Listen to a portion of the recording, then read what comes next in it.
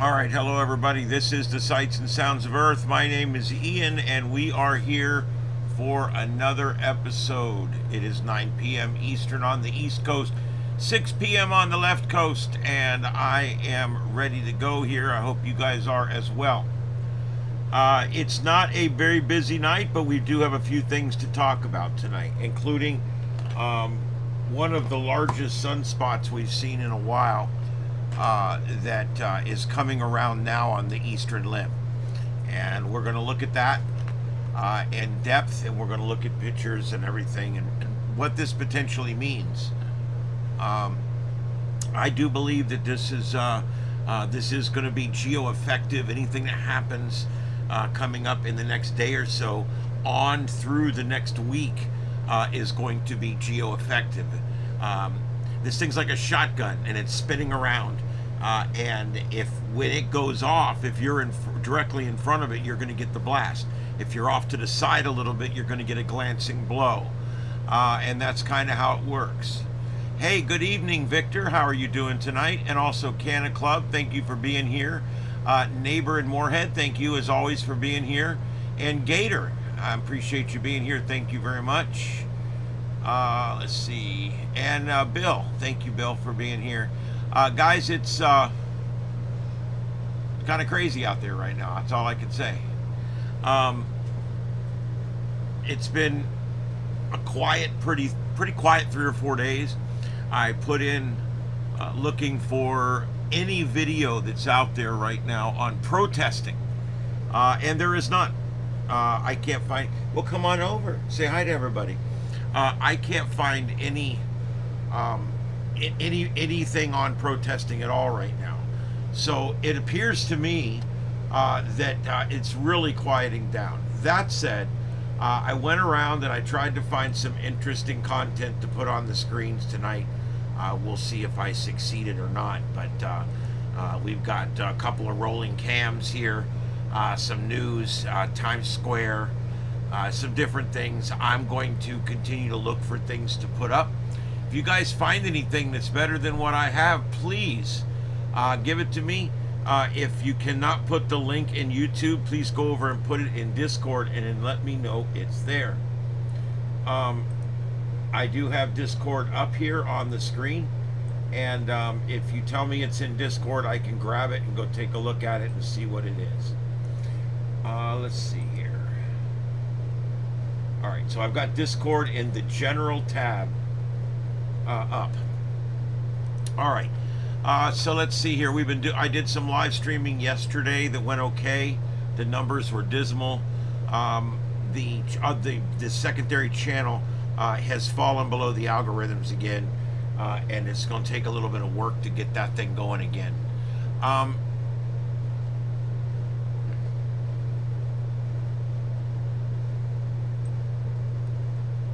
I haven't heard about that, but I have a quick way of checking it. Let me see.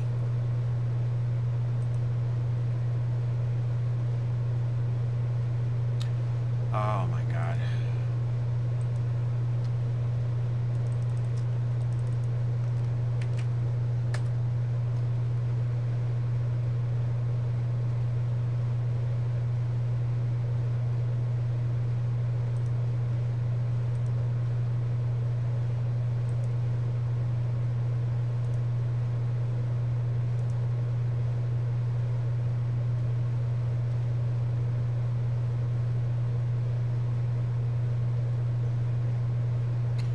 Don't see anything.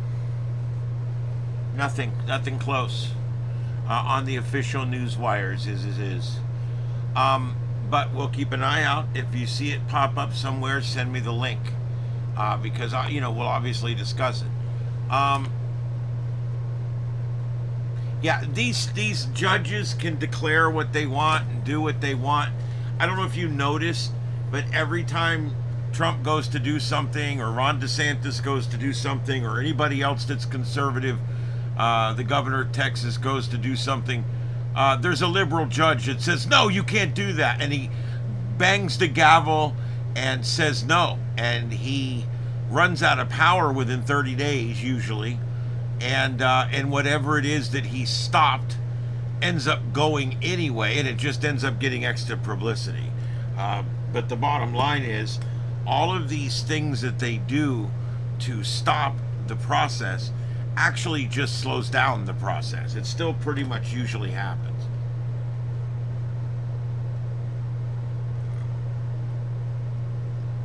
Oh, I know.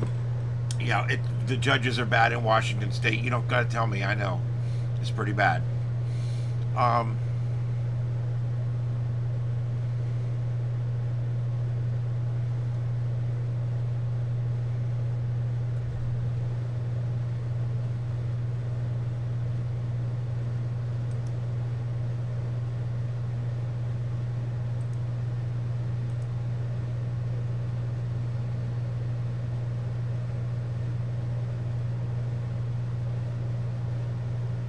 Yeah, that is a nice website. Coinbase. I have never seen that before. I'll put that in my resource list.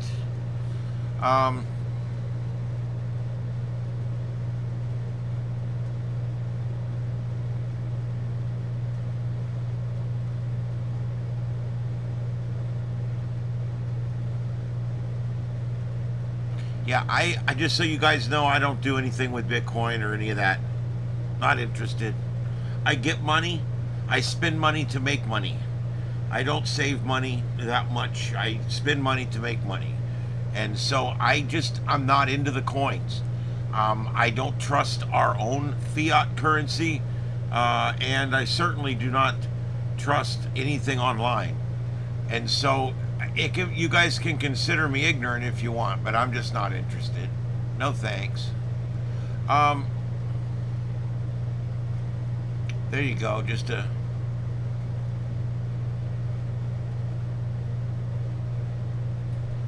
Yeah, Heath, I can confirm that we had 0 snow here in South Florida. But I will tell you, we had 2 mornings in the 40s. That's no fooling. That's pretty damn cold for Florida now. You kidding?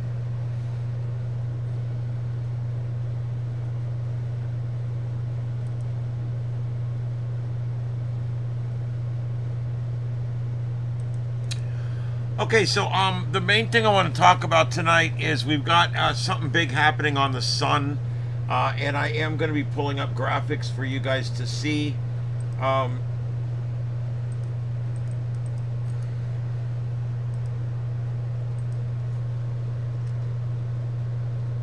There's this huge complex of sunspots on the sun right now, and that's I think this is probably going to be fairly important here coming up in the coming days. And so I figured it was worth mentioning. So as I get it lined up here, I want you guys to see this complex of sunspots that are up there right now. It's a bit amazing. Anyway, here you go. This is... really big sunspot alert. Yesterday we issued a big sunspot alert there at spaceweather.com. They said they were wrong. It's not big. It's really, really big. This image from NASA's Solar Dynamics Observatory, the SDO, shows the behemoth emerging over the sun's southeastern limb on November 30th. That's today. NASA Mars rover told us it was coming. Last week, Perseverance saw the giant sunspot through a cloud of dust in Jezero Crater. It was also days away from turning towards Earth, and now it has arrived. From end to end, the sunspot group measures 130,000 kilometers, and at least 4 of the sunspot's primary dark cores are individually larger than Earth itself. These dimensions make it an easy target for safely filtered backyard telescopes. If you don't have a solar filtered telescope, you can also use the projection technique. Are you guys familiar with the projection technique? it does work. I have played around with this myself. I also use a similar technique for solar eclipses. But if you're interested, there's a link there that will get you more information on how to make your own out of stuff you probably already have, how to make your own simple projection solar telescope. On November 29th, amateur astronomer Andy Davey watched the sunspot approach from an observatory. I'm going to show you guys that too. I'm going to go over here. That's this picture right here. Here we go.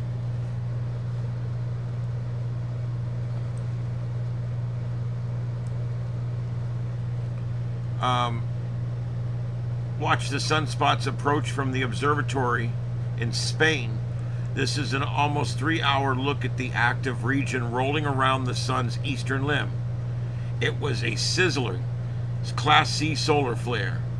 On November 28th, the sunspot produced an M6 class solar flare. However, the blast was probably a lot larger than that. It's just we registered an M6 because much of the explosion occurred around the eastern limb. So we don't know how big it actually was in totality. So could have been much bigger. The flare's true intensity could have easily been in the X flare range. Now that the sunspot is turning to face Earth, future flares, as I said, will be geo-effective. And so I would suggest keeping an eye out here.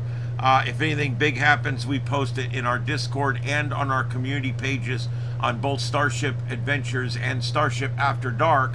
Also, you can stay abreast of space weather as the day progresses on spaceweather.com.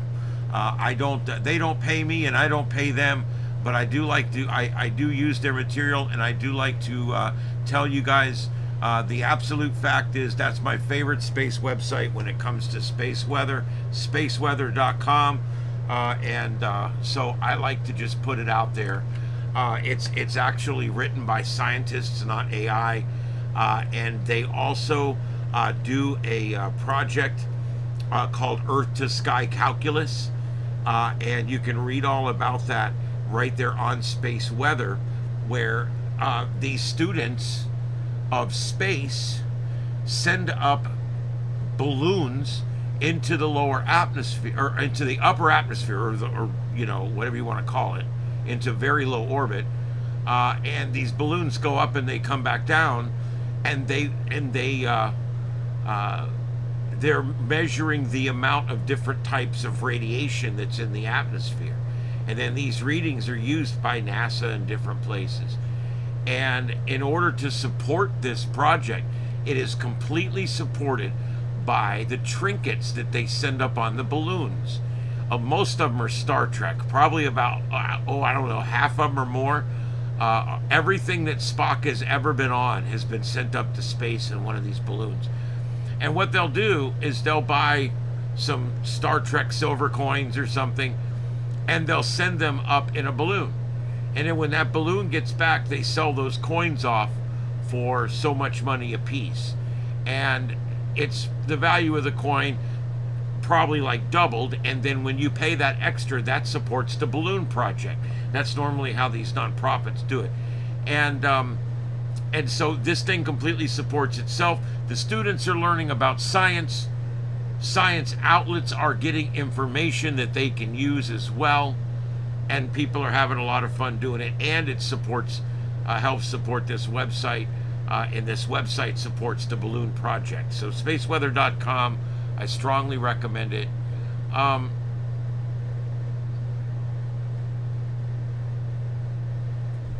have several telescopes. They're both garbage.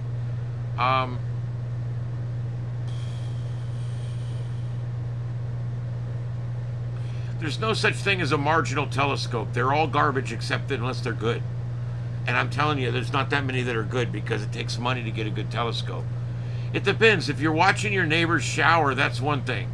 But if you're trying to literally look at like other things that go on in space, you know, it's even a $200 or $300 telescope doesn't give you a lot to look at, really.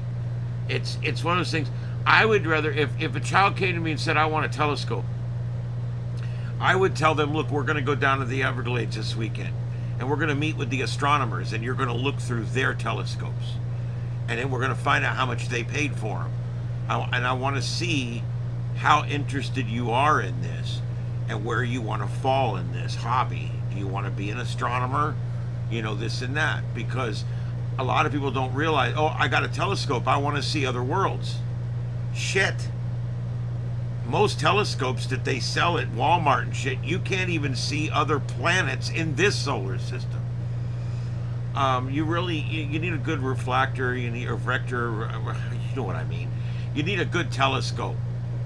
These straight telescopes, they're not worth a shit. And a lot of times people will have a telescope sitting by their back door on a tripod that's sitting there. Yeah, they used it twice and realized it was garbage, but they just didn't throw it out. Yeah, all the good telescopes have a retracting roof. Yeah, you know what? There's something to be said about that.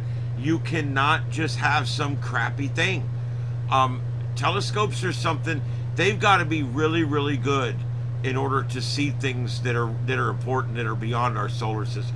Even much of what's in our solar system, you need a really good telescope to see. You know, I had a buddy of mine had a refractor telescope. It was pretty big. It was about this big around, but it was short. You know, it was one of those. And it was a really nice telescope. And he dialed Saturn in for us, and we could see the rings. I could see Saturn, and I could see the rings. It was pretty cool. There wasn't a lot of definition to it, but it was a neat shot, and I can remember seeing it with my own eyes. It was pretty neat. But he paid like $1,500 for this telescope, just so I can get a half-ass look at Saturn. It just, I don't know, dude. You just remember, you know, before you go buying a telescope, go find out every area has a group of astronomers that get together. We've got a telescope down in the Everglades, and we can go down there. I think it's Friday nights or Saturday nights, I forget. And you look it up on their website, and you go down there on one of the nights when they're going to be there. They come out with their big rigs from home and stuff, and they set them up out in the parking lot. And then they got the big telescope, and everybody gets to go through there and spend a few minutes in there and look at stuff. And so it's really, can I help you? I'm on the air. You should never walk in front of somebody between the camera. Anyway, so that's a great way to meet astronomers. Most of the time they don't charge for anything like this.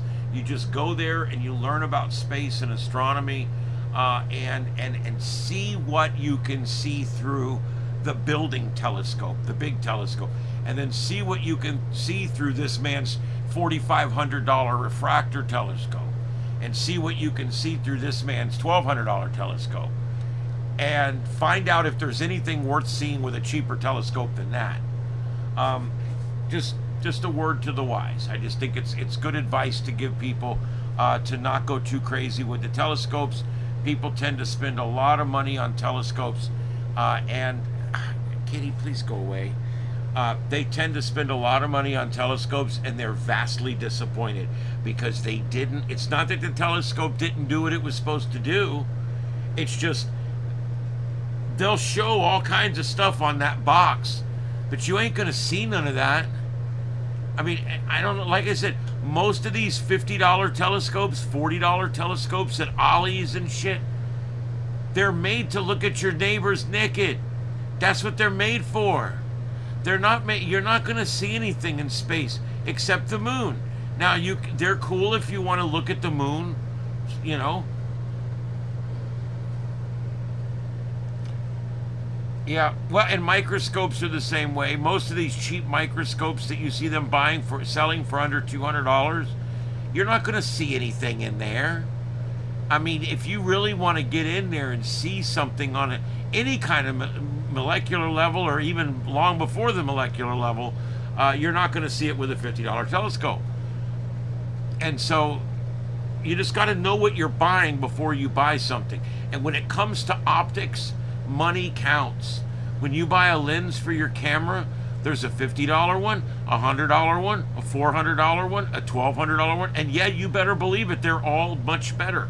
Each one gets much better because optics can be very, very, very nice, or they can be just a cheap piece of shit plastic. With Chinese optics, we're seeing some really cheap shit optics, but we're also seeing some really good optics too. But you got to know what you're buying. You got to make sure that what you're buying is going to do what you need it to do.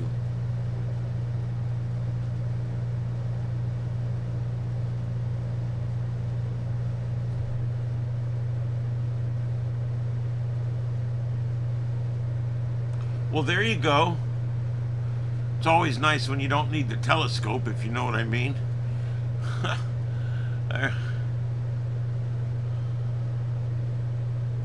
Starfront observatories.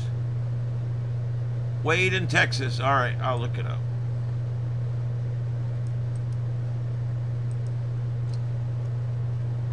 Daddy Kitty, you're a pain in the ass. Have I mentioned that? Have I mentioned that to you lately? Pain in the ass, man.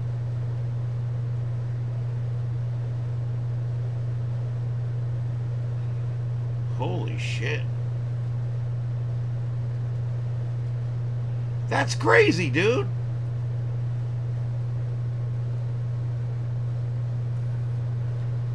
I'm just, oh my God. I guess you guys are seeing it. I didn't realize I still had the screen on. Holy shit. You guys see this? Let me, holy shit.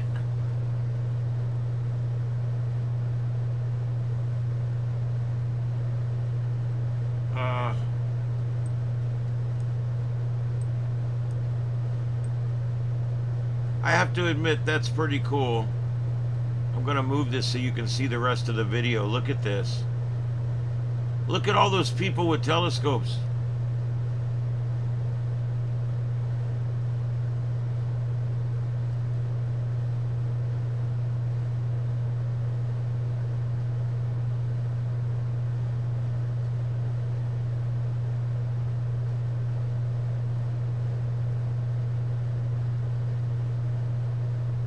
That's crazy.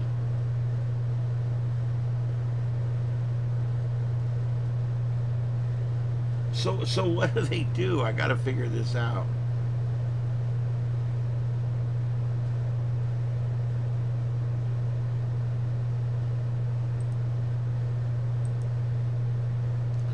That's pretty damn cool.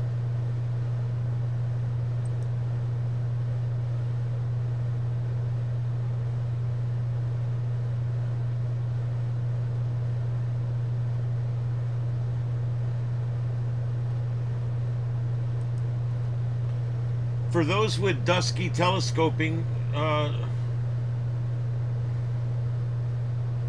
for those with a dusty telescope sitting in the closet, you can, let me move this over here so I can read it. You can ship that out for remote telescoping observatory so that we can get it installed and operational for you to control remotely. Simply rent a pier. Oh my God, I get it. So you rent a spot, and then you put your telescope there with your own camera sensor on it, and you control your own telescope. The pier tier depends on the size of your telescope, but check out our reference list on the determine your pier type. And your telescope will now be available to use on any clear night. When skies are clear, our automated roofs will roll off our observatories, granting your telescope remote access to some of the darkest skies in the world, all from the comfort of your own home. This is pretty GD cool. The core part of our mission is to broaden the audience base of mature astronomers and astrophotographers, I guess that would be, to make dark sky remote imaging something almost anyone can experience. So we're doing our best to offer the lowest pricing that we can.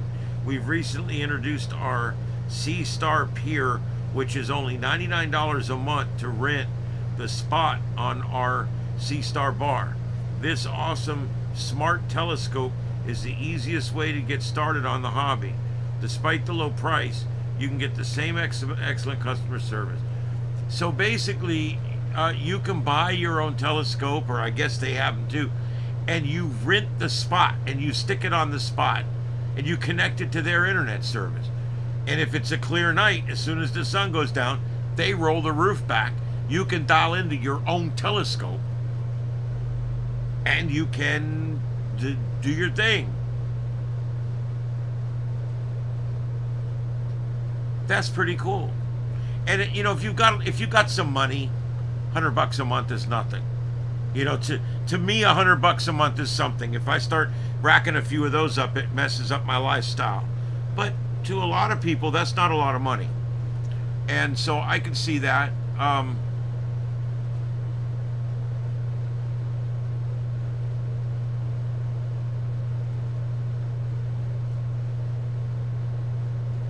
That is pretty cool. You basically don't even have to go there. You ship them your telescope and they mount it on the pier that you are renting, connected to their internet system, and then you just dial in and remote it. That's pretty cool. You know, believe it or not, ham radio doesn't really have this exact thing, but they do have radios that you can pay to use, and you can dial into them and listen and talk on a radio that's sitting in a different state. We could do this for ham radio, guys. We could offer ham radio peers, and you stick your Jezero FT710 on there and hook it up, set it up for remote access, and string it up on a wire, and boom, there you go.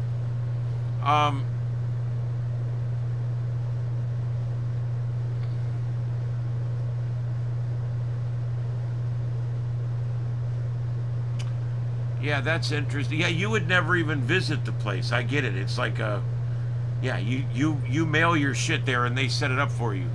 That's pretty cool, man.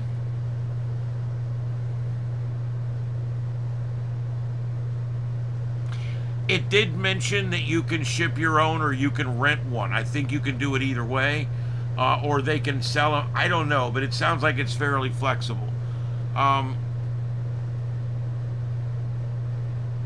Yeah, that's pretty cool. That's a neat concept if you think about it. That's a really neat concept. All right, so that's what's going on in space weather. We are dealing with this large solar flare complex that's coming by.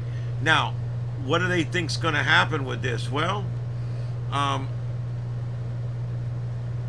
NASA is saying that this thing does pose a direct threat for X-class solar flares over the next 5 days.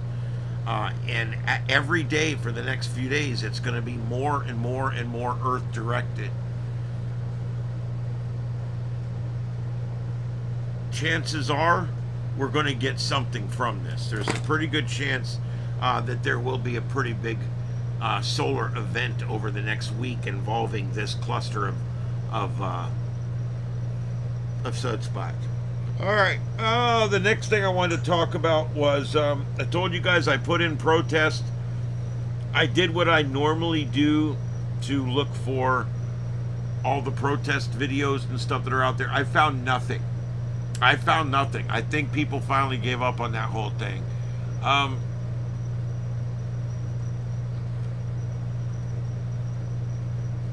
Well, see, neighbor, that's what I was just thinking, is cooperative nature. Like, you start a group of 10 or 15 or 20 astronomers that are all into this, and then you guys all go together and chip in $500 a piece and buy your ass a $10,000 telescope and mail it to this place.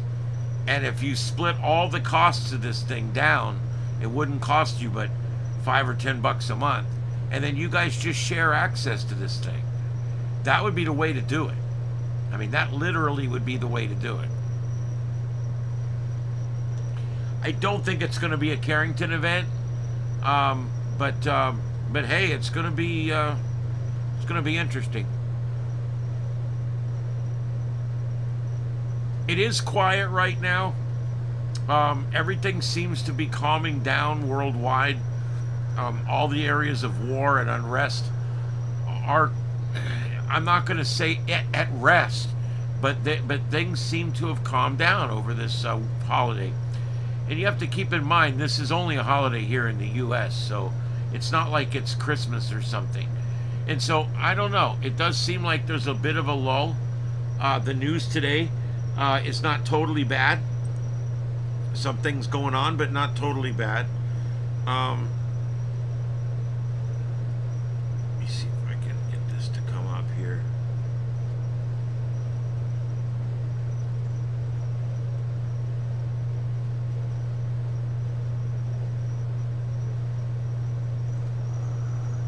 All right.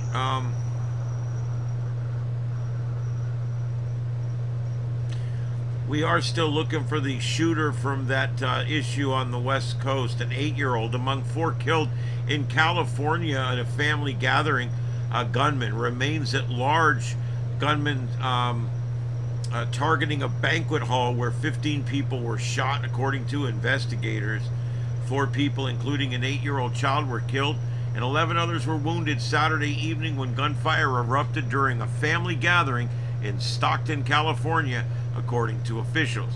The San Joaquin County Sheriff's Office said Sunday that 15 people in total suffered gunshot wounds and confirmed the victims who died were 8, 9, 14, and 21. Detectives remained at the scene processing evidence with support from the California Department of Justice. Deputies first responded shortly before 6 p.m. yesterday to reports of gunfire at the location, and early indications suggest this may have been a targeted incident. A spokesperson for the sheriff's office adding that the suspect remains at large at this hour. We're doing everything possible to bring the individual that's responsible for this to justice. This according to the attorney Ron Freitas from the San Joaquin County District Attorney's Office. Detectives continue working to determine a possible motive. The shooting happened during a family gathering inside a banquet hall. Multiple people were taken to hospitals, but their conditions are unclear. The incident remains under investigation. The FBI is also assisting in the probe. Authorities said tips, video, and witness accounts from the community are helping detectives move towards identifying and locating the individual responsible for what the sheriff's office called a horrific event. Officials urge anyone with additional information or footage to contact investigators immediately, saying community cooperation remains critical. California Governor Douche Newsom has been briefed on the situation. The governor's Office of Emergency Services is coordinating with local law enforcement. Gavin Newsom's only statement was, "Does my hair look okay?" The sheriff's office thanked allied agencies for their support, including the police department there in Manteca, and also Stockton Police Department, Tracy Police Department, Lathrop Police Department, Delta Police Department, the DAI, the ATF, Stockton Unified School District Police, the California Highway Patrol, and the California Department of Justice, and the FBI. I think they forgot one. I'm not sure, but I think they might have forgot one. Our thoughts are with the victims, their families, and everyone impacted by the senseless violence, according to the sheriff. Stockton Vice Mayor Jason Lee, like who cares, said he is devastated and angry to learn about the mass shooting at the child's birthday party, adding that an ice cream shop should never be a place where families fear for their lives. Well, you're in California, buddy. All right, I'll leave it there. That's the big story right now. The big shooting over the weekend, and it was a child's birthday party. It was going on at a community hall, and someone literally shot into a child's birthday party. I don't know what is this world coming to, dude? Seriously. I don't even understand what the hell's going on here.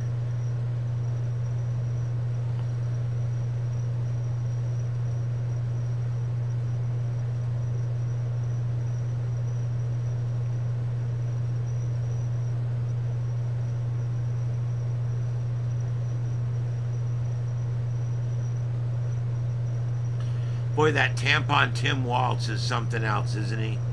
My lord. You know what? They didn't list any Bolo information at all in that news article.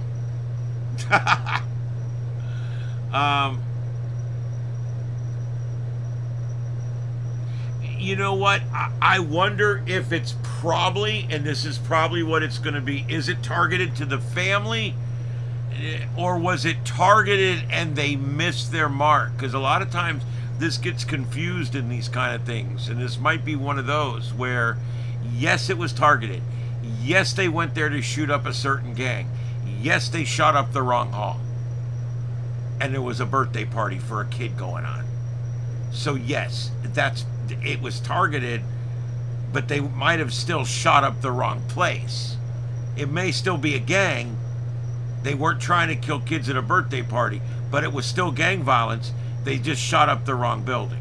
So that and that very well could be what this is. Yeah, I'll keep you posted on that for sure. There's the guy's still at large. Man, Thanksgiving dinner was good tonight.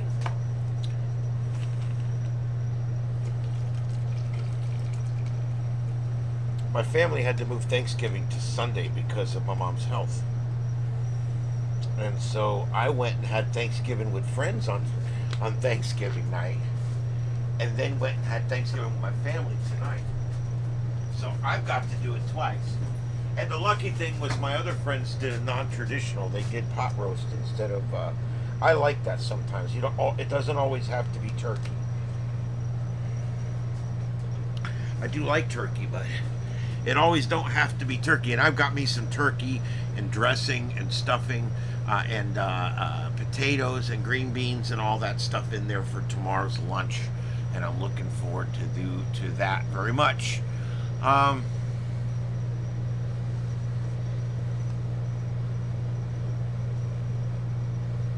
right, let's see what we got here. More controversy in the NFL today. People are going to realize that shit's all fixed. What was the best dish? I don't know. I'm a sucker. The turkey, the gravy, the mashed potatoes, the stuffing. I like that part of the meal. But they had some green beans that were really good. They had some collard greens that were really good.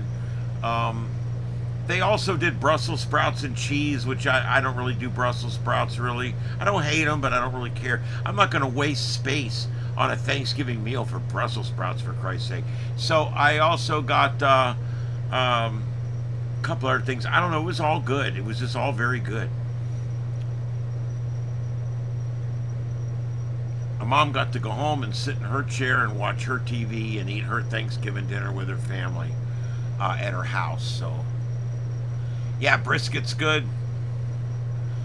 I love turkey and dressing and all that, but I am not against going non-traditional. If you tell me, hey, I'm making sweet and sour pork with house rice, I might look at you a little funny.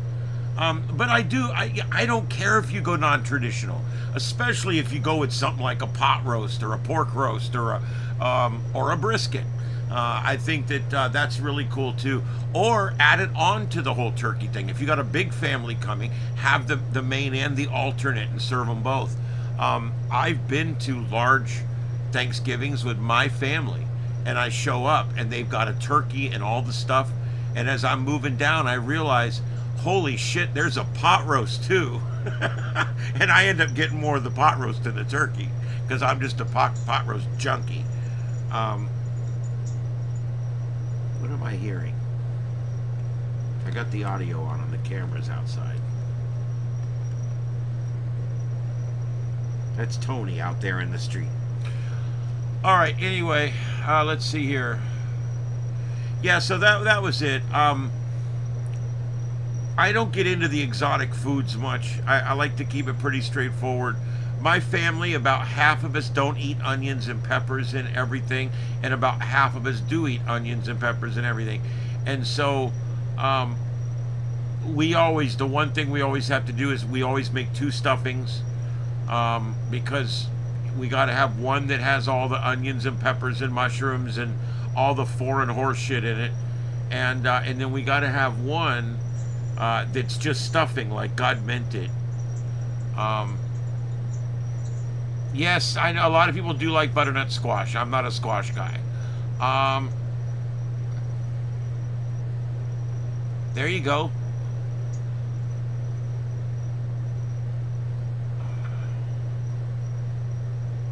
Deploribus, I get that feeling too sometimes.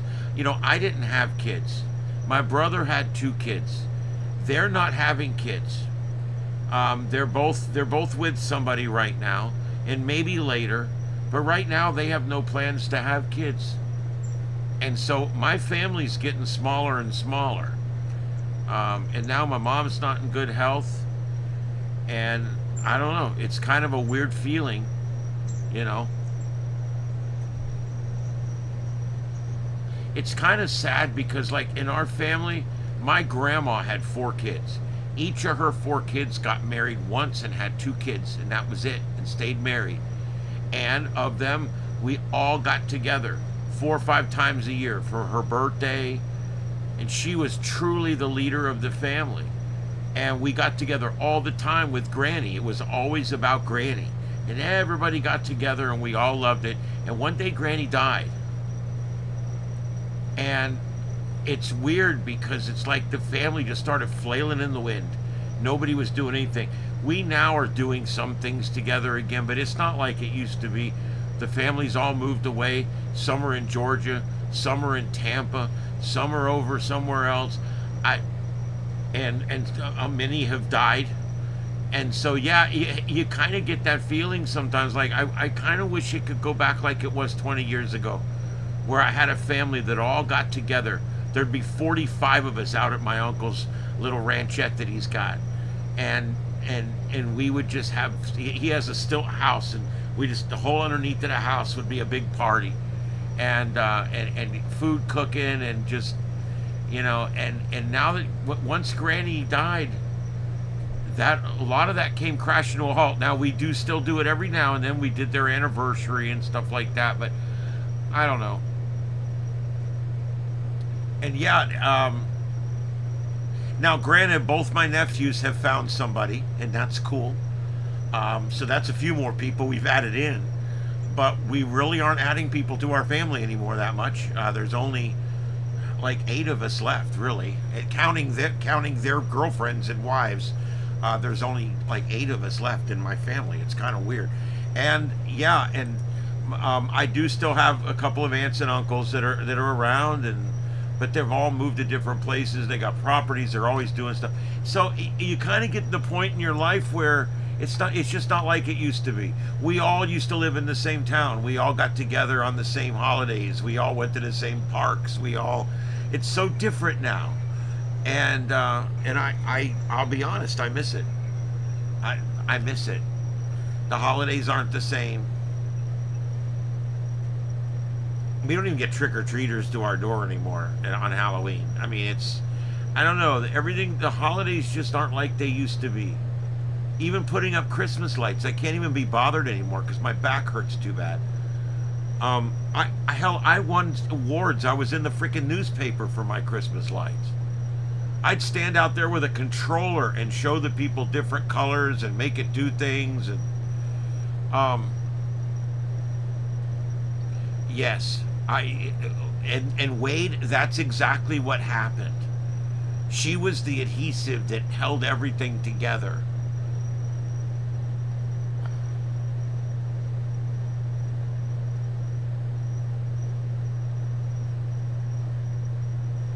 We had smoked turkey today. That's what we had. I prefer it deep fried or baked, but I do love smoked turkey as well. It's one of those things. I love it, but it's not my favorite. Deep fried is my favorite. There's no better way to do a turkey. There's no moister turkey meat you'll ever put in your mouth than one that's deep fried, if you can do it without burning your house down. I ran about 5 of those fires when I was a firefighter. Yeah, Friendsgiving is fun. I literally went with some friends. Well, you guys know some of them. They've got YouTube shows on here. I went up and hung out with them, and they did a big pot roast, and we had a good time, and hung out in the jacuzzi, and just doing our thing. And yeah, it's fun. And because my family had to move our Thanksgiving, I got to go do that with my friends, so that was kind of cool.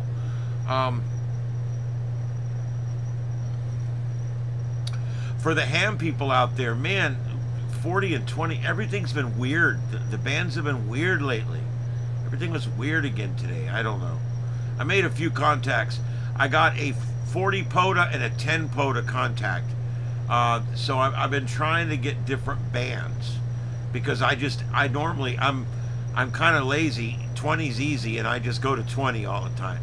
And I'm trying to stay off 20. I'm trying to do 10, 15, 6, whatever else I can get people on, 40, so that I can try, because a lot of the awards and a lot of the different things you can do on POTA, you get more credit if you get on and do different bands and stuff like that. So that's what I've been working on there. But I brought the radio back in because I'm heading to work now for the next 5-day work week. We're going back to work tomorrow. It's Monday. So I brought the radio in. I don't let it bake out there on my dashboard all week or get stolen. So it's back in here, and probably tomorrow when I get up in the morning, I'll go ahead and hook it back up in here. I don't know what good it does. I'm contacting HRO, which is where I bought it from. Tomorrow I'll be contacting them by phone, and to see if they can figure out if I need to return the radio or if there's something I'm doing wrong, because it will not transmit FT8. And I have followed the directions implicitly. I've downloaded the drivers. I've done everything. I've done 3 different computers, and it will not talk on FT8. It listens, but it won't talk. It sends out like a static. So I'm going to call them. They might know how to get it going. Hopefully it's just, I'm pretty sure it's just a setting or something.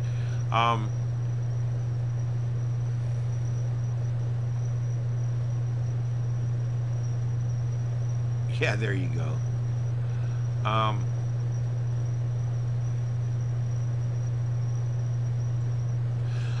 Yeah, Wade, I agree with you, except the domestic, the livestock pigs that you're eating when it comes to supermarket food is very different, almost a different animal. Yeah, we have the same problem down here. If you call a hog at the wrong time of year, you open it up, it's full of worms. It's disgusting. It's weird. Yeah, we have that problem here, which I'm sure Texas and Florida have by the way, guys, the south half of Texas, southeast Texas towards Brownsville and all that, very similar to west central Florida. Very, very similar, because they're right across the Gulf of America from each other. Yeah, worms, man. Look, I'm not a big pork fan, and I prefer my pork cured. I like bacon. I like corned beef, corned meat like that. I also like ham. I like anything that is cured, but I am not much on like white pork. I don't eat a lot of white pork. Kind of makes me sick. I'm not much on it. Not a big pork fan, but if it's cured like bacon, I get a thing for bacon sometimes. Okay, all right. I mean, where are you getting that? Let's see. Yeah, I'm waiting for this thing to go off. That's why. Let me see here.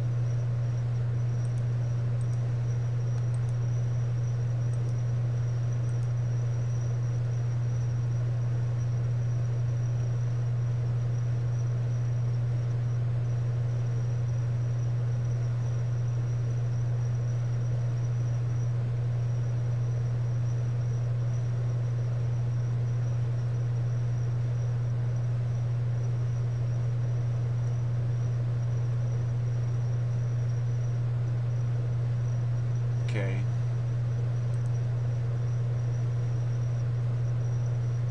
Yep, we have got a maximum X-ray flux in the last 2 hours of 1.09. Solar wind speed is currently moderately high, and we now have an active geomagnetic conditions observed at KP4. So yeah, it's getting crazy out there.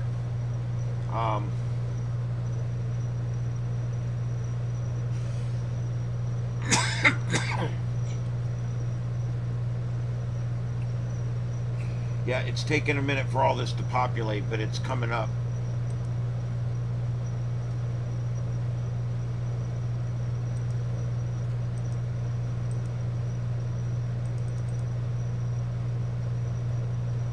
All right, so we're going to watch this. I'm going to be on for maybe another hour or so. We're going to watch this as we go, because this is in progress here.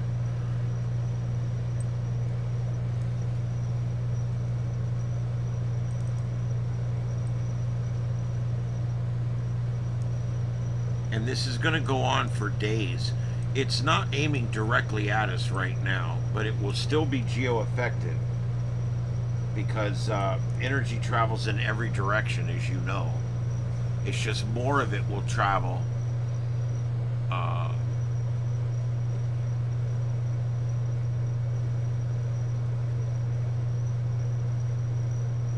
Yeah, I'm on Space Weather Live. I got Space Weather. I got spaceweather.com, Space Weather Live, and also the NOAA homepage for space weather conditions. And about 2 hours ago, they reported a moderate flare event in progress. But I think that was the last one.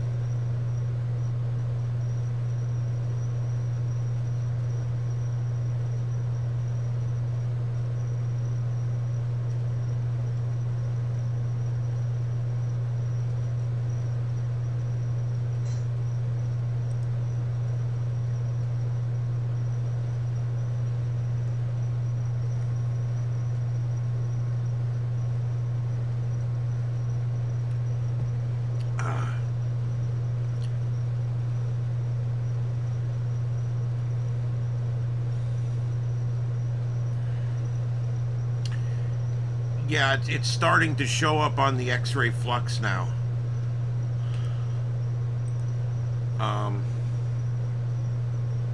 Yeah, it shows a huge spike. It's just starting to show up on a few things. It's coming. We'll get more on it here in a few minutes.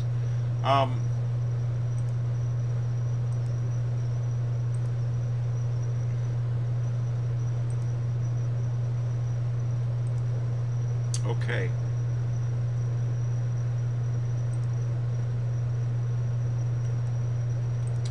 I wanted to let you guys know I use Bing for...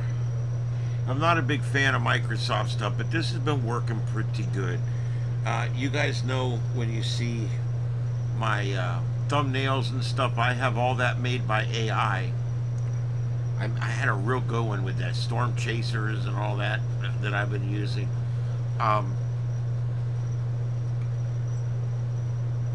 The more you know, there you go. The more you know. There you go. That was for you, Victor. I wanted to tell you guys basically that they got it working again. It was a real mess. Here it is. This is the one I'm using right now to make my pictures. And it really does work well. If you guys have not tried it, take that link, go there, and give it a check for yourself. I think you might find it to be somewhat helpful, even if it's just to do gags and stuff like that. It's still pretty fun. You can create all kinds of different images and pictures. I don't know. I think it's pretty cool. And for creators like me, it makes the difference because it saves me shitloads of time. You know, that's the difference, is the time. Anything that can save me time so that I can spend more time on my channel, spend more time answering emails and things like that, that's what's important. And so I'm always looking for things that will save me time. And one of the things that I have found is this thumbnail generator. And the one that I'm using right now is that one I just put in on Microsoft Bing. And here's what it looks like. And you basically just type in what you want right here. And it works really, really well. You can change the aspect ratio, like if you're doing thumbnails. It's going to be 7:4 horizontal. You got image quality. You've got which model you want to use. And you just type in what you want, and it will make it for you. Show me a realistic image of a man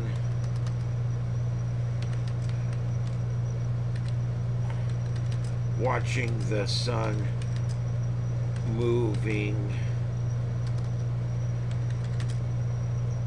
toward the earth. There is harsh wind conditions and debris flying around. The man is frightened.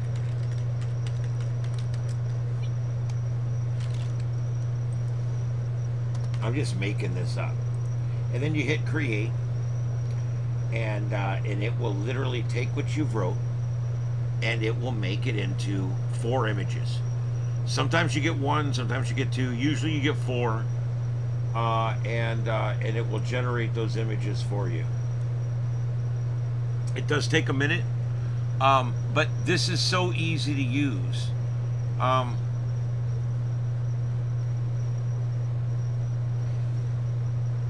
Look at that.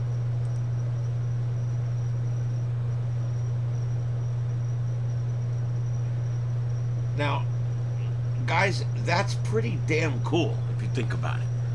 Look what I just made. I literally just made this on a whim. And it gives me 4 of them to choose from. Aren't those good? I could use these. Those are good. Now you could tell it, have the man wearing a pilot's uniform or a policeman's uniform or a whatever. You could tell it to wear whatever. You can even tell it to wear a Starfleet costume. It usually gets that kind of right. But you can have it wear anything you want. You can have it. You can have anything you want. I mean, it's just the wildest dream. And it is absolutely hilarious what they're doing now with this AI.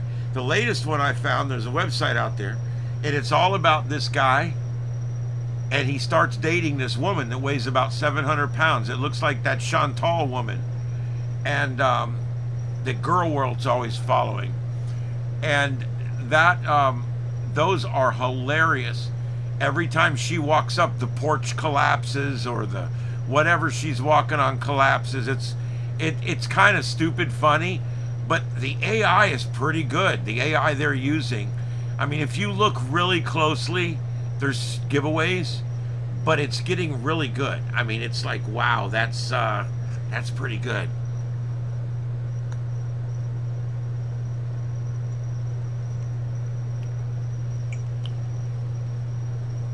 Yeah, I love being able to make cool thumbnails. To me, that's part of the whole thing, is the thumbnail, because when my video is put up in front of everybody, the decision they make on whether they're going to click into my video or not is based on 2 things: my title and my thumbnail. That's why when I see these people and they put no custom thumbnail, which means it puts up a red screen with your logo in the middle of it or whatever, there's no thumbnail, and then for the description they put hanging out with friends. You're not going to get anybody in that stream, I'm telling you, except your friends. That's it. Um, it takes a good title. Now, description, keywords, hashtags, all important. Also, location of video is important.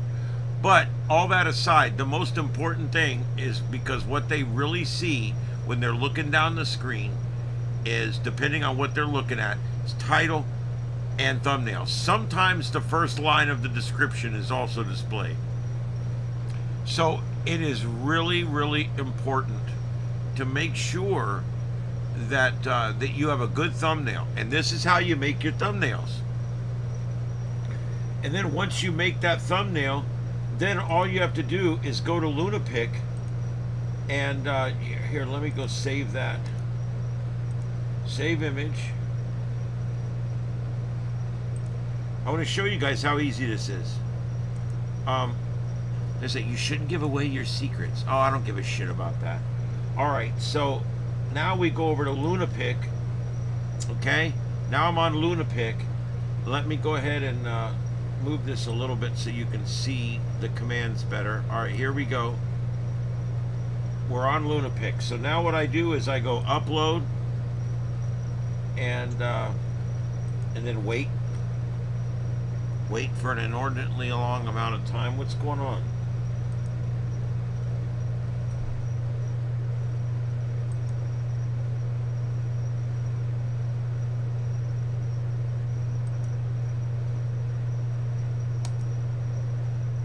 What the hell is going on?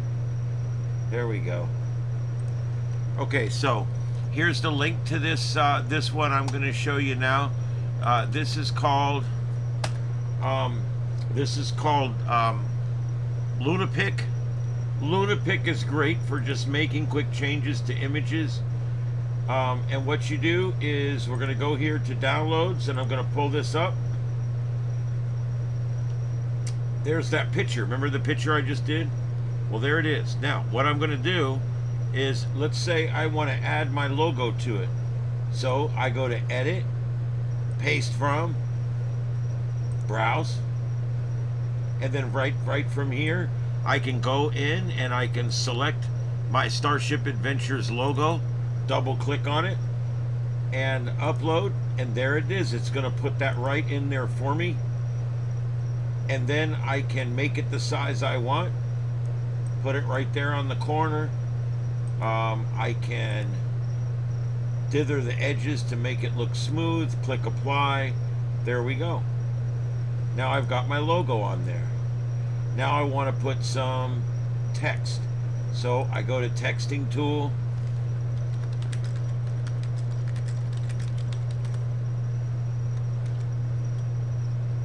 The end of the world. I want it to be black with, oh no, I want it to be white with black outline border.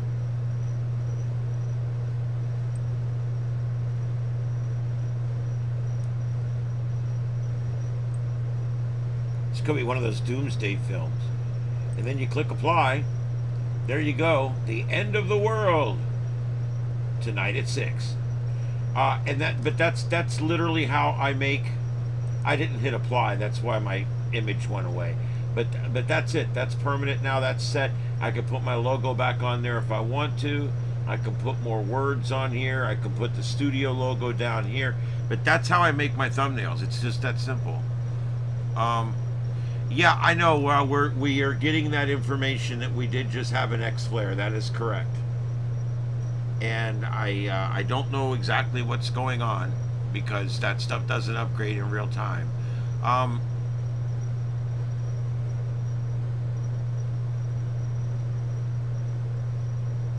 Okay, so anyway, I just wanted to show you guys that. Is there any questions on that real quick? Show you guys how to make an AI picture and then turn it into a thumbnail. And remember, if you're going to put it in the community pages, you want it to be square. If you're going to make a thumbnail, you want it to be the thumbnail size, which is this size here. All right, yes, and I know we did just have an X flare, and we are monitoring that. I've got up the different websites here.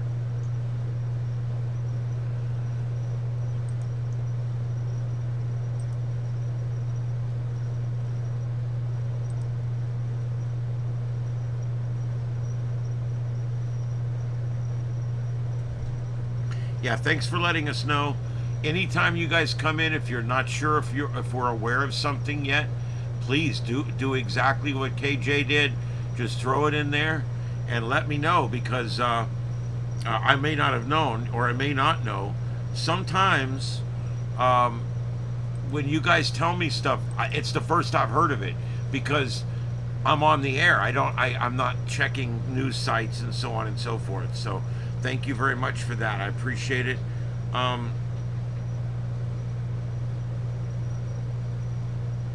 Nothing there. Let's check here real quick. See if we've got any updates here.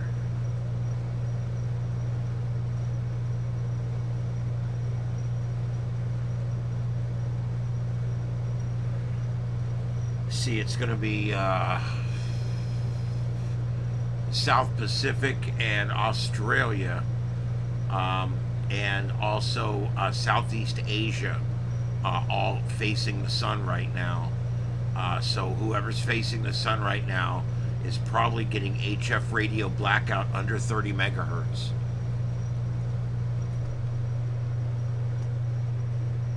Not showing any change on the aurora oval yet, but they don't update this but a few times a day.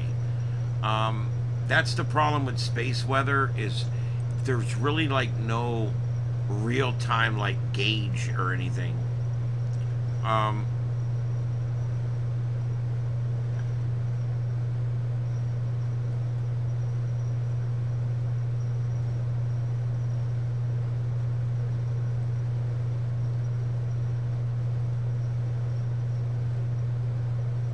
A solar flare is an eruption of energy measured in X-ray flux. Flares of this magnitude in and around, I'll go back, damn it.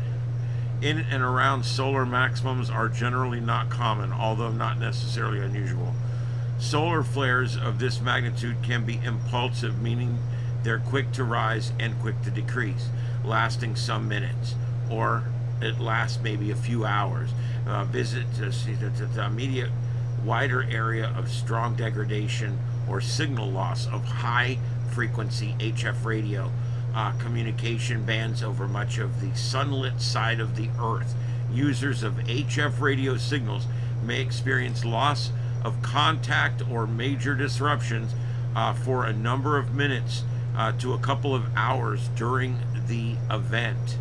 And this is what they've wrote. This just dropped a few minutes ago. Let's see here. An X 1.9 flare, rated as R3 strong by NOAA and NASA, occurred on 10249 UTC. So that means it was about 4 hours, about like an hour ago, from a currently unnumbered active region just rotating into the visible disk in the solar's northeast.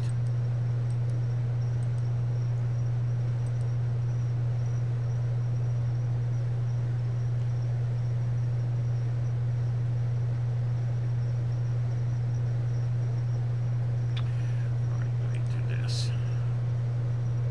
See if there's anything new on here.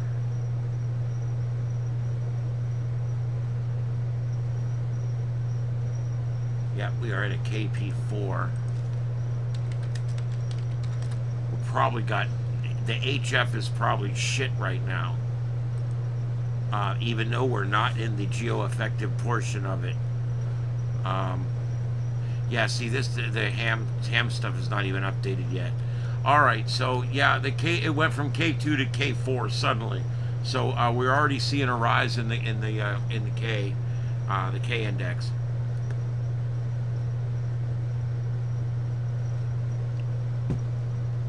Solar flux index is at 180.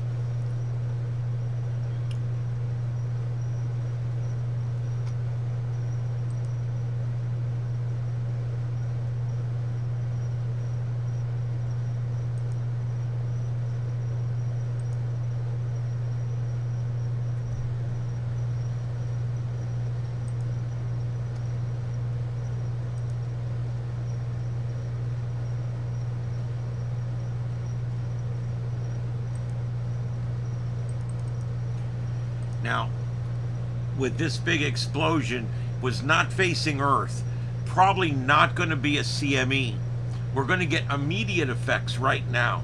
We're going to see some dampening of HF fields below 30 megahertz out in the southern Pacific and the western Pacific.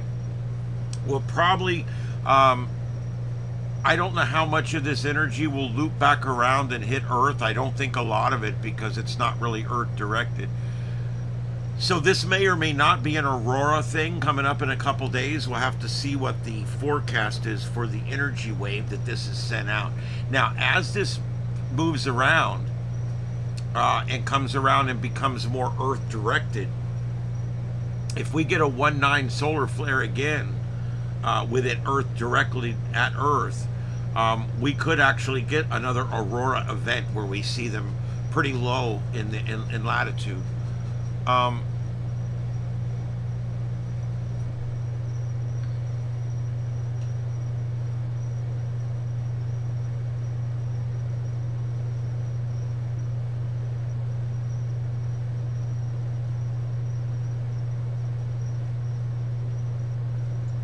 Yes, the hum is the air unit in the studio here. We are working on it. We've already got it figured out how to nullify it. We just don't have it on yet. Let's just give it time. You won't hear that anymore once we get this set. We have to run the air all the time in here. We have 9 computers in here and 26 monitors or some shit. So with all the equipment and everything, even when it's cold outside, the air has to cycle every so often just to spell off some of the heat that's being created by the equipment.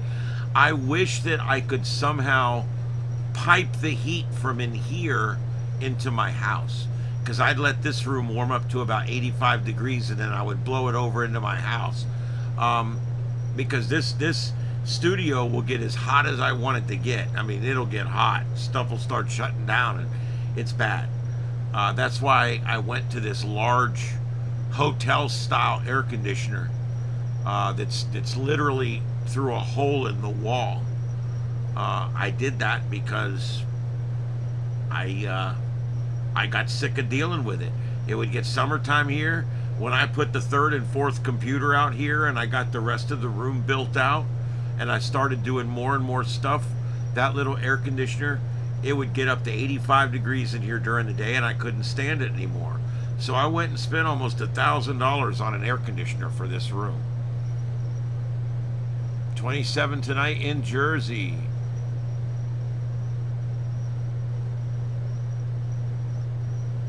Yeah, we got in the 80s today here as well.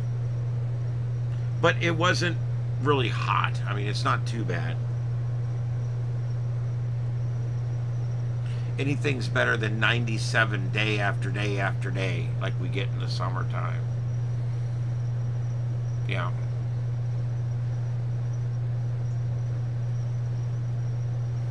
All right, if anybody has anything they see going on, let me know. We'll have to wait and see if this, if what's happening right now with this X flare is going to be more, is going to be more geo-effective coming up in a few days when we'll get, by tomorrow we'll have a forecast.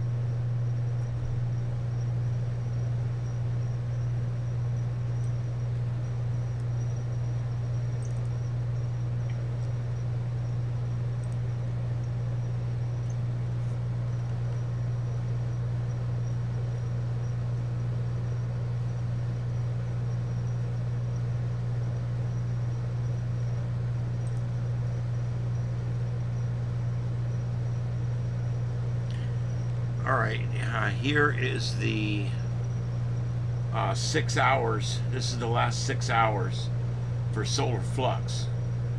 And you can see there at the end there, it went way up into the X range. And that's why we're saying it's an X flare. And to give you an idea, here's 3 days worth of data. And you can see there we've had some C flares, some M flares. But this was the first X flare. Way up here, X point 1.95 X flare.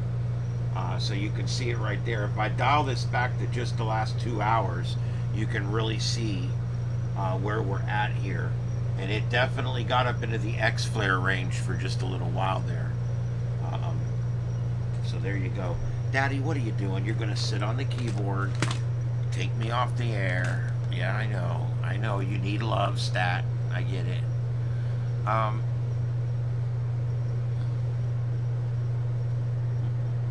on. Yeah, I saw there was a few volcanoes going off, but nothing particularly crazy that I'm aware of. Oh, come on, kitty. This is ridiculous, isn't it? To be to have face sex with me like this, isn't this a little weird? All right. What is with this cat?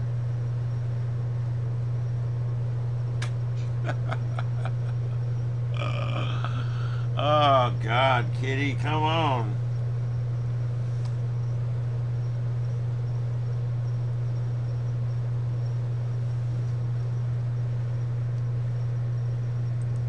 No matter where I put my hand in the mouse, he will crawl over to that spot and put his head on top of my hand.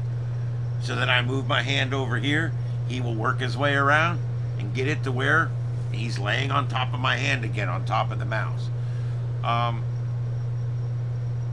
Yeah, earthquakes, volcanoes, it's funny how all this stuff is somehow connected, and it certainly is, for sure.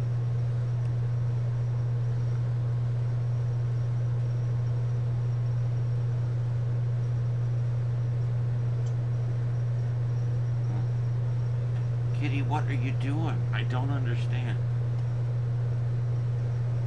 What you doing, lad? Are you daft? Are you nuts now? Holy hell.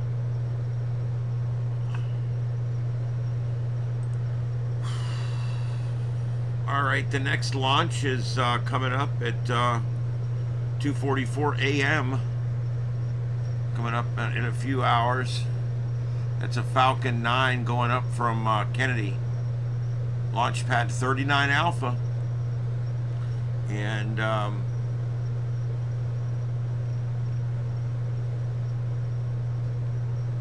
we got more going up today. The Vega C is going up from French Guiana. And that is 12:21 p.m. today. 9:10 p.m. this evening, Falcon 9 going up from California, Vandenberg. And then tomorrow, another Falcon 9, 3:16 p.m. Eastern, SpaceX from Cape Canaveral. That's another Starlink. December 4th. God, come on, cat. Jesus. December 4th, another Falcon 9 Starlink. December 4th, that's on 1:12 p.m. 10 p.m. on December 4th, an Electron Rocket Lab Launch Complex in New Zealand. It's the Rise and Shine. It's is a Japanese technology demo satellite launched. It's a demonstration. All right, and then on the 6th, there's 2 on the 7th. The 9th, the 10th, the 14th, 2 on the 15th, 2 on the 17th. Ladies and gentlemen, welcome to the space age. We are there. I can remember as a child, they would launch a rocket once or twice a year, and that was a big deal. And people would travel from everywhere, and they'd always get scrubbed. But nowadays, you can catch a launch just about any time. Now, a lot of these aren't as big as the shuttles that they used to put up, but a lot of these are, depending on which one you're watching. Kitty, what are you doing? All right, guys, I don't have anything else, so I'm going to give it to the chat room for a few minutes. If there's anything you guys have that you'd like to mention, please throw it in there. If not, I'm going to go ahead and clear so that I can try to get some rest for a very busy day tomorrow.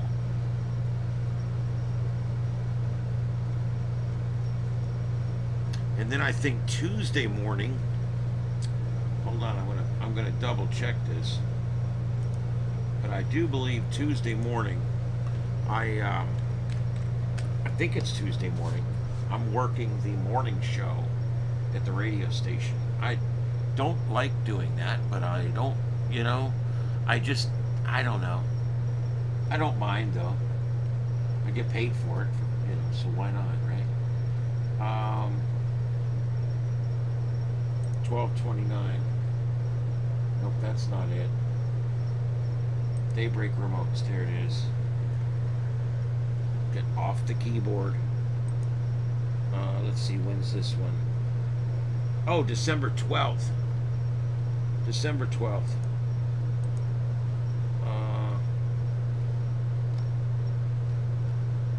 I could have swore there was another one.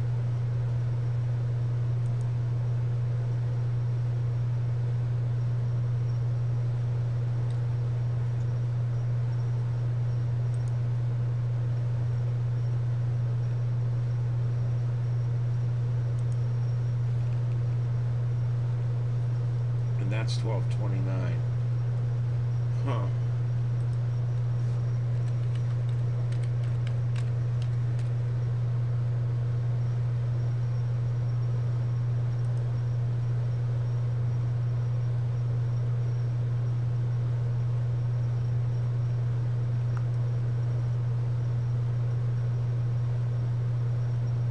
Guess not.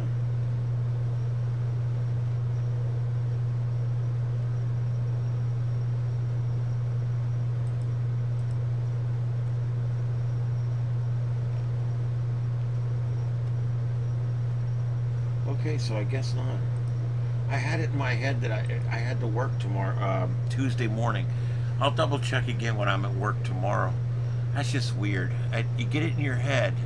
And I'm very anal about my work schedule because it's broadcast radio. The curtain must rise. If I'm not sitting in that chair when the macro fires, we go dead air. And it just sits there. So it's pretty important that I'm there. Yeah, Gator, I enjoy what we do here. I really do.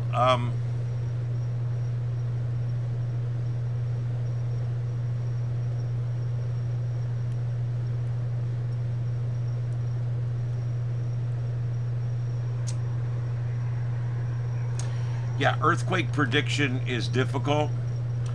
But some of these guys get a feel for it. I do agree.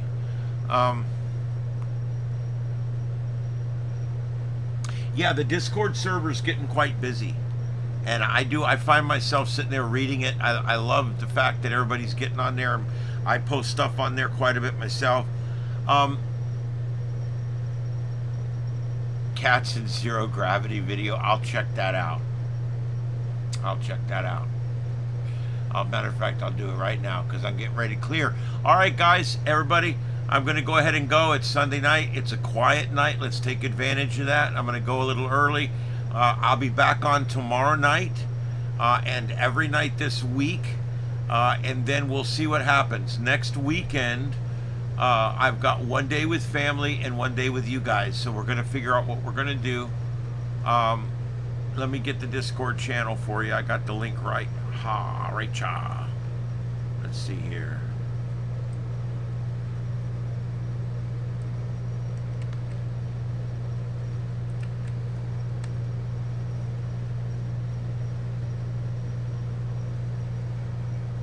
There you go. That's the link to the Discord server.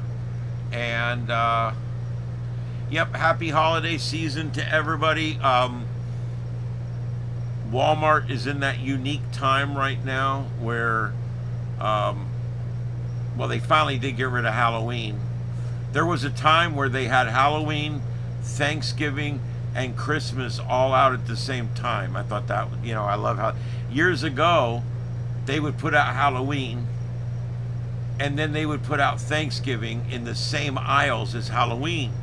And then they would put Christmas in the same aisles that was Thanksgiving. Can't do that anymore because they got to have Christmas out since August 30th. So what they do is they literally put them in 3 different areas. I want you to notice where they put Halloween and where they put Thanksgiving are close, but they're different areas up in the front there. And Christmas is all the way in the garden center. They turned the whole garden center into Christmas. And the reason it changed is because the time between holidays was not enough. The time between Halloween and Thanksgiving only being 3 weeks was not enough. They wanted to have the fall stuff and the Thanksgiving stuff out long before the 31st of October. So that's why that is. Same thing with Christmas. Can't put Christmas where Halloween is because Christmas is literally already up by the time Halloween happens. So these stores like Walmart literally have 3 different sections that are seasonal. And they move stuff around accordingly. They'll move housewares out a little bit to fill the space if there's no holiday going on right now. It's kind of interesting, but that's literally what they're doing. And yeah, our Walmart, they just moved our entire Walmart around here. The new checkout area, which I thought was absolute ignorance. Actually, I haven't waited in line since they went to the new system. They put in a bunch of new self-checkouts. They've still got a bunch of manned lanes. And whatever they're doing, it's working because I haven't waited in line in a long time. The bad part is they took all the shit that I never buy and put it in the front of the store. And they took the shit that I buy the most and put it on the back wall. The cat food, the cat litter, the cans of cat food, the bag of cat food, all on the very back wall in the center of the store next to electronics. So if I gotta run by Walmart and buy a bag of cat food, it's a 1/4-mile walk. Because I gotta walk all the way to the back now and get it. And then with the new checkout program, you gotta walk all the way to the middle of the store and then all the way back over to your exit, check out, and then you can leave. When you look at it now, I used to walk right in the front door. The cat food was on the 3rd aisle. I could walk right over, right into a checkout and walk out in the minimal amount of steps. Now, it's almost twice, it is twice as long now because I not only have to walk in from the parking lot, I now have to walk all the way literally to the back wall of the store to get my cat's food. And then now I have to walk to the center of the store to check out. And then back over to the side of the store where my exit is. Now I know it doesn't seem like a lot, but it is. They've doubled the amount of walking I do to get a bag of cat food. Now, luckily, I don't do curbside pickup. I don't pay to have pizza delivered. Are you kidding me? No one delivers anything to my house ever. I get in my car and I go pick it up. I'm so cheap, I don't pay tips like that. And if I go to a restaurant where you pay a tip, I pay a tip. So I try to avoid going to restaurants where I pay a tip because I don't want to pay a tip. And I'm not a scumbag, so if I go somewhere where I need to pay a tip, I pay. But I don't want to, so what I do is I don't pay for the extra curbside, I don't pay for the home delivery, I don't pay for any of that. I go in, I shop, I leave. I'm just cheap like that. I've always been like that. You know, I much prefer Publix or Ingles or a much nicer premium restaurant or grocery store, but I can't afford those expensive grocers. I can't. I have to go to Walmart. I have to go to the marketplace because that's where I can afford to go.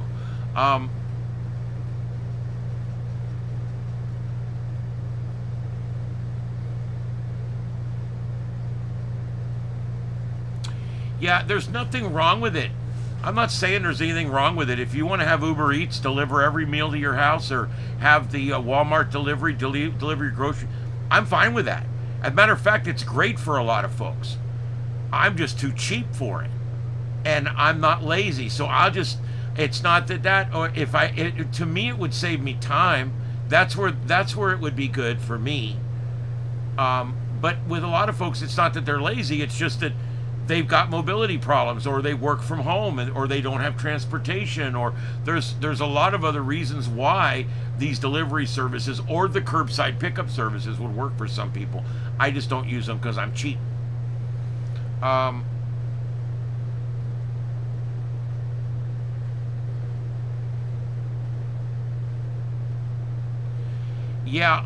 The only thing our Walmart has locked up, believe it or not, flashlights and lighters.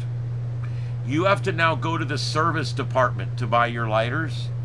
And if you need a flashlight, you have to hit this button and no one ever comes. I know, because I hit the button and no one ever came. And I went up and I complained. They didn't care. So I like Walmart, but it's kind of a love-hate. You know what I mean?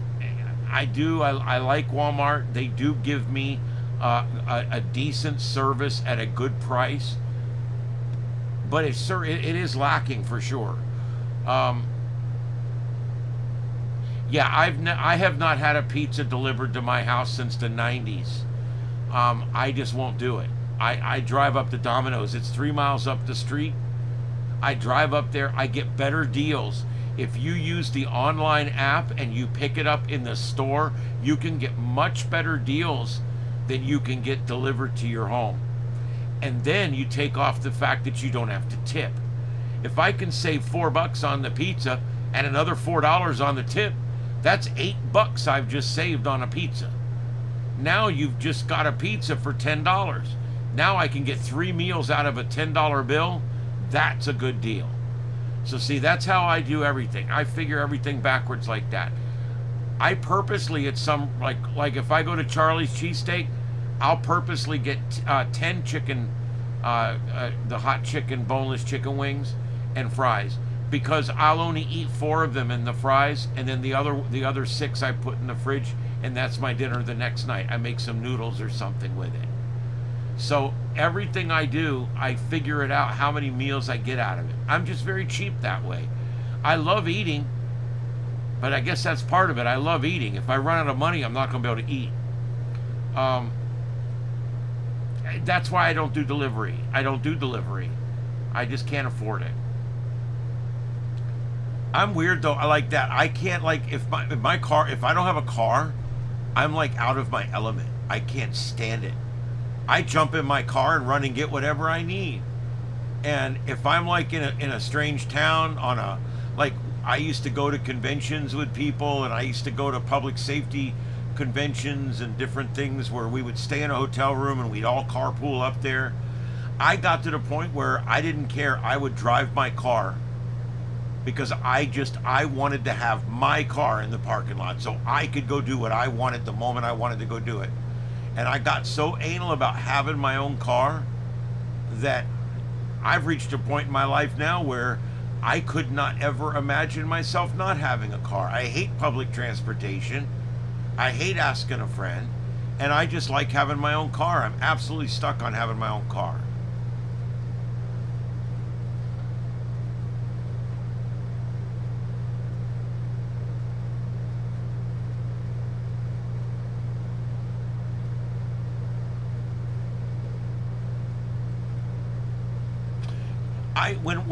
When we go up to the cabin, we'll go into Ingalls, and for that first night that we're there, because we don't want to cook on the first night, we'll arrive up there about 2 or 3 in the afternoon.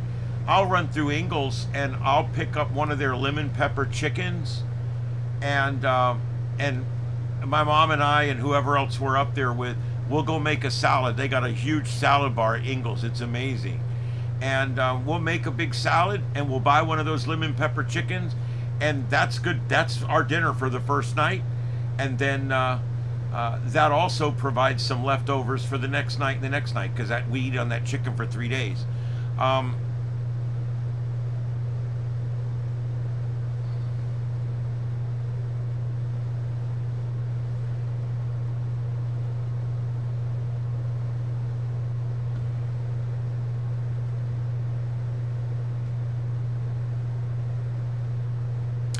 I think we had Kroger's down here. I don't think we've got Kroger's anymore. We're even our Winn-Dixies are all drying up now. They're turning into Aldi's, and I've never been in an Aldi's. I hope it's okay. But that's what we're going to end up with right up the street here is an Aldi's. We used to have a Winn-Dixie. If you're careful in Winn-Dixie and you run the sales and stuff and you be brand flexible, you can, Winn-Dixie could be just as cheap an experience as Walmart. But you have to run the deals. Where at Walmart, you just buy everything. There's no deals. You just buy everything. It's everyday low prices. But if you walk into Winn-Dixie, if you can hit a few BOGOs, and you can hit a few deals and you can get a few dollar offs, next thing you know, it was actually the same price or cheaper than Walmart, and it was worth it. Now, Publix or Ingles, those places are just very expensive. Great experience, great food, great deli, great management, great staff, just too expensive for me. I can't go there. Yeah, I'm gonna try it. As soon as it opens, I'm gonna go in there. And I'm gonna look. I'm gonna see. I'm bad about carrying a clipboard. I'll bring my tablet in there, and I have a price. I got an app I downloaded in my tablet, and I can go in and scan the can in Publix, and then type in the price, and then when I go over to the next place, it shows me my 10 products that I'm doing the price check on.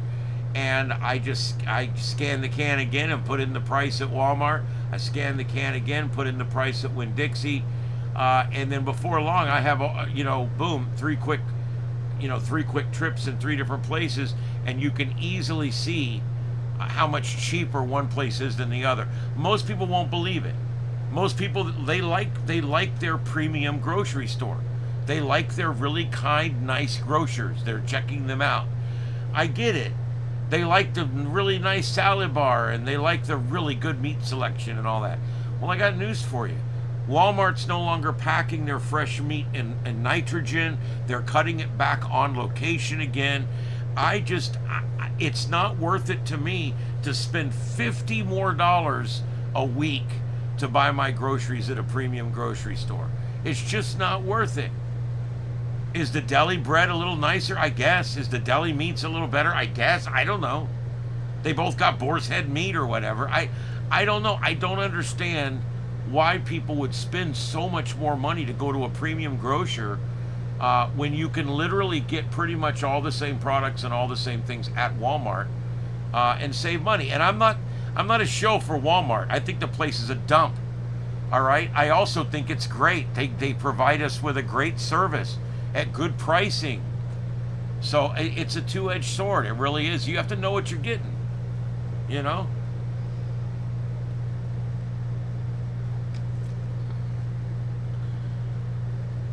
Yep. Yeah, all these like Winn-Dixie, if you work the deals, you can actually do a little better than Walmart if you work it hard. But you have to be brand flexible and size flexible. A lot of people aren't willing to be brand or size flexible. If they want a 12-ounce thing of red hot sauce, then that's what they want. And if where me, if I can save some money, I'll buy a different brand. I'll try it. I'm not, in generics, I use generics. There's a few things I don't do generic. Mayonnaise, cheese. There's just a few things I like to buy Kraft or whatever. I like to buy a real name. But most things I buy the great value. I find great value to be of decent value. And so that's what I buy. That's what I think is cool about Walmart, is I pull in and I park next to an old farm truck on one side of me and a frickin' Jaguar on the other. We're all in there. You're right.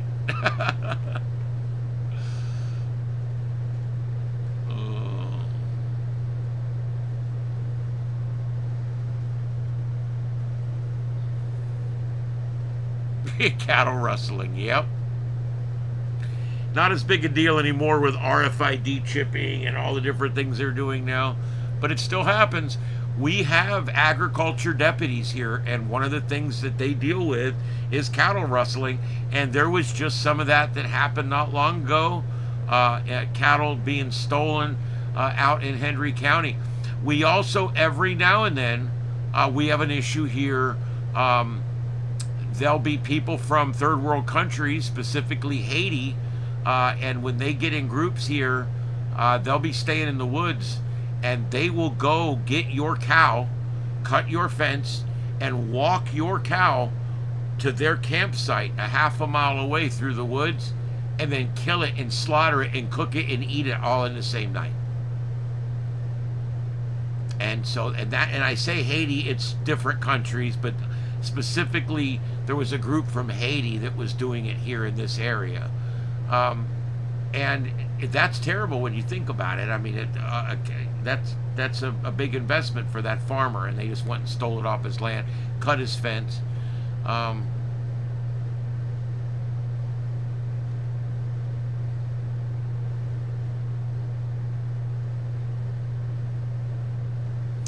So yeah, there you go. All right, guys, coming up on 2 hours now. I'm going to go ahead and let you guys go. It's been fun tonight. I'll be back tomorrow night and all this week. And then, like I said, we're going to play next weekend. I'm going to be doing, we're doing the whole decorating the house for Christmas. I'm getting Mom for that. We're going to be doing that all next weekend. And so I'm not sure exactly what I'll be doing, but I will be going out one day next weekend to do some stuff. I've run into a few snags and dead ends with the mobile broadcasting, but as soon as I get the right part so that I can charge the computer off the car, that's all I'm lacking. And I think it's going to come down to running additional wiring. But once I get that problem resolved, I will then we're going to be fully functional in the mobile unit. And I cannot wait to get that going. That's just going to be absolutely amazing. All right, everybody. I hope that you guys have had a good night, and I hope that you enjoyed the broadcast tonight. Like I said, we will be back again tomorrow night, live from Southwest Florida, from the Starship Studios in Southwest Florida. My name's Ian. I'm here with Mama Bleeper, who just ran by, and Daddy Kitty, and we are you rolling for him. We're here doing our thing here every night. We'll see you guys back here tomorrow night, and maybe there'll be something going on, because it's pretty. It's the end of a slow holiday 4 days. I can tell you that. But maybe tomorrow night there'll be something going on, and we will cover it here live, right here on Starship Adventures on the Sights and Sounds of Earth. We'll see you tomorrow night, everybody. Have a good one. Be safe. 7 3s.